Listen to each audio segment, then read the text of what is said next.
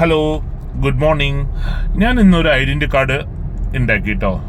നിങ്ങൾ ഉദ്ദേശിക്കുന്ന identity card എന്താണ്? വോട്ടർ ഐ ഡി ആണോ? അല്ല, എന്നെ മറ്റുള്ളവർക്ക് തിരിച്ചറിയാൻ വേണ്ടിയിട്ടുള്ള ഒരു ഐഡൻറ്റി കാർഡാണ് ഞാൻ ഉണ്ടാക്കിയിരിക്കുന്നത്.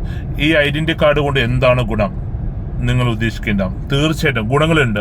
നമ്മൾ ട്രാവൽ ചെയ്യുന്ന ആൾക്കാരാണ്, പല സ്ഥലത്തും പോകുന്ന ആൾക്കാരാണ്, കാറ് കൊണ്ടും ബൈക്ക് കൊണ്ടും.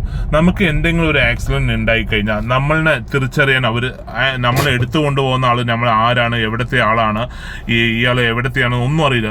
നമ്മുടെ കാറാണെങ്കിലും ബൈക്കാണെങ്കിലും ജസ്റ്റ് ഒന്ന് ഫോട്ടോ എടുക്കും, സോഷ്യൽ മീഡിയയിൽ പോസ്റ്റ് ചെയ്യും.